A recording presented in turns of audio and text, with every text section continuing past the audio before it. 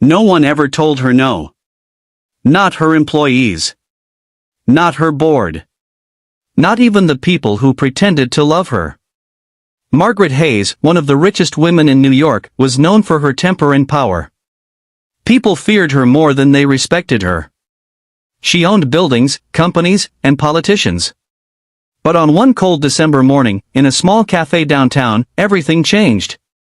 Because that was the day a single dad, a man with no money, no fame, and no fear, looked her straight in the eyes and said, "Ma'am, sit down." What happened next, no one in that cafe would ever forget. Hey everyone, welcome back to your channel name, where we share heart-touching stories that remind us how powerful kindness can be. If you enjoy stories that inspire, make sure to hit like, subscribe, and leave your thoughts in the comments, because kindness has a ripple effect, and it starts with you. The snow was falling hard that morning. The city was quiet, unusually quiet for New York. Inside Benson's cafe, the smell of coffee and cinnamon rolls warmed the air. At a corner table sat Tom Reed, a single dad in his mid-30s. His clothes were simple, worn from years of long shifts. Across from him sat Lily, his 7-year-old daughter, with bright blue eyes and a small pink hat that looked too big for her head. They came here every Saturday morning, it was their little tradition. Tom couldn't afford much, but a small hot chocolate and a muffin for Lily meant the world to both of them. That morning, Lily was drawing something on a napkin.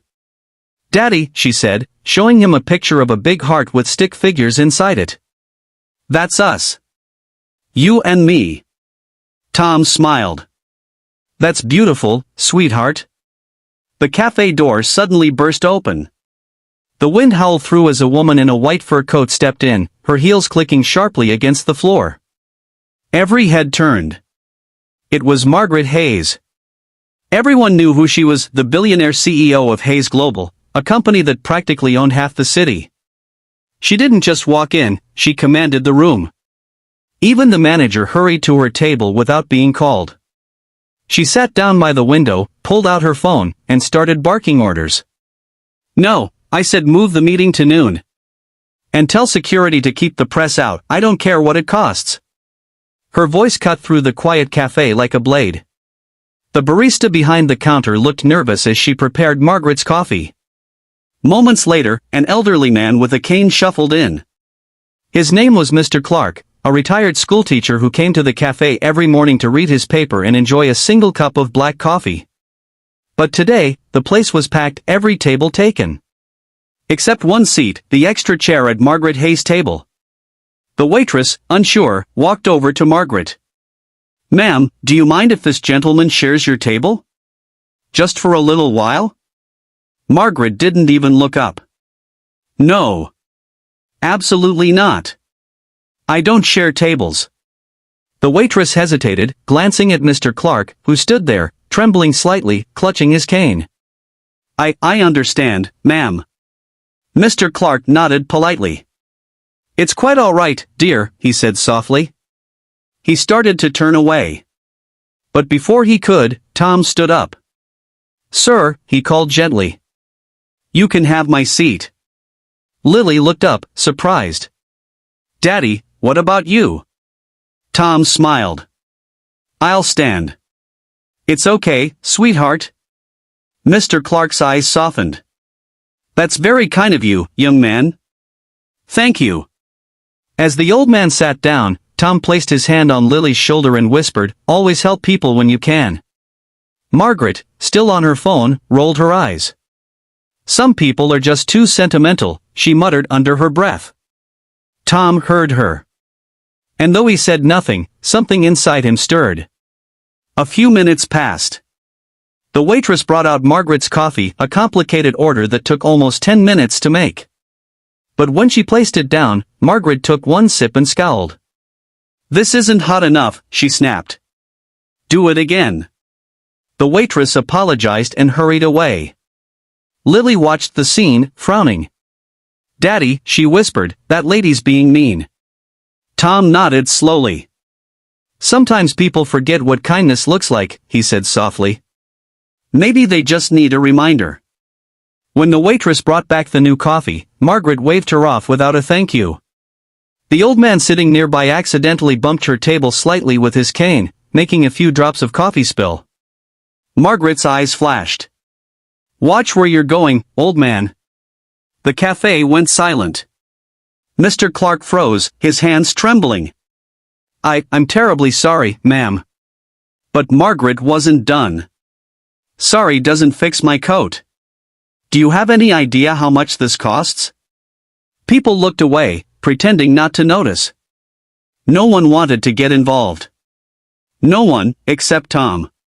He took a deep breath, stood up, and calmly walked over. "Ma'am," he said firmly, his voice steady but respectful, "please, sit down." The entire cafe went dead silent. Margaret blinked, stunned. "Excuse me?" Tom looked her in the eye. "You don't have to talk to him like that. He didn't mean it. You could just be kind."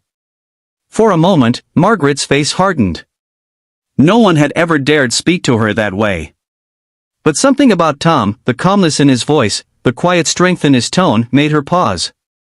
"Do you know who I am?" she asked coldly. Tom smiled slightly. "No," he said. "But I know who he is. He's someone's father.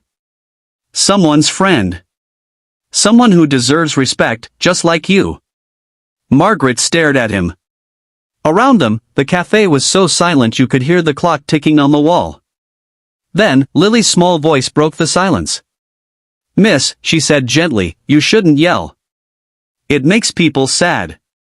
Margaret turned to the little girl. For the first time, her expression softened. "Sad," she repeated quietly.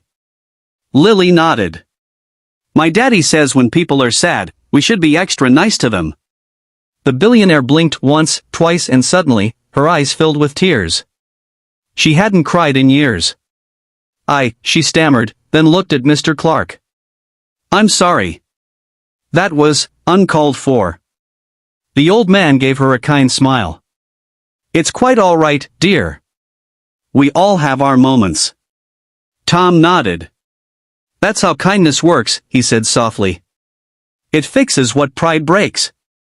Margaret sat back down, her voice quieter now. Would you both sit with me?" she asked hesitantly. Tom looked surprised, but then smiled. "Sure." So there they were, the billionaire, the single dad, the old man, and the little girl all sharing one table in a small New York cafe. The waitress brought them fresh cups of coffee, and for the first time in a long time, Margaret Hayes laughed. Not a polite, fake laugh, but a real one. The turning point. That morning changed something in her.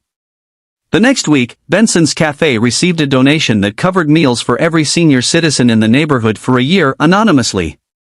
But everyone knew who it was from.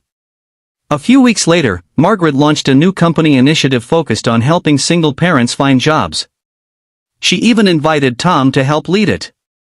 He tried to refuse, saying he wasn't qualified, but she smiled. "You stood up when no one else would. That's leadership." Tom accepted, and soon, his life changed.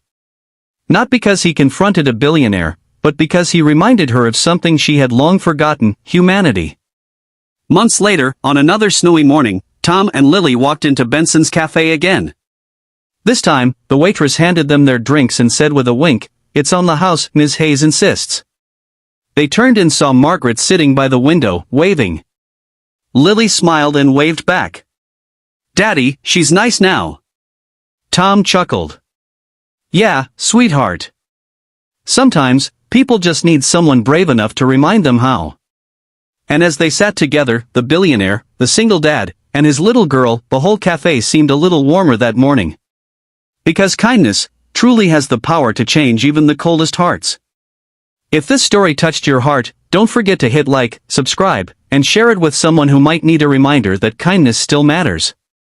Thanks for watching, your channel name, where every story reminds us one small act of courage can change the world.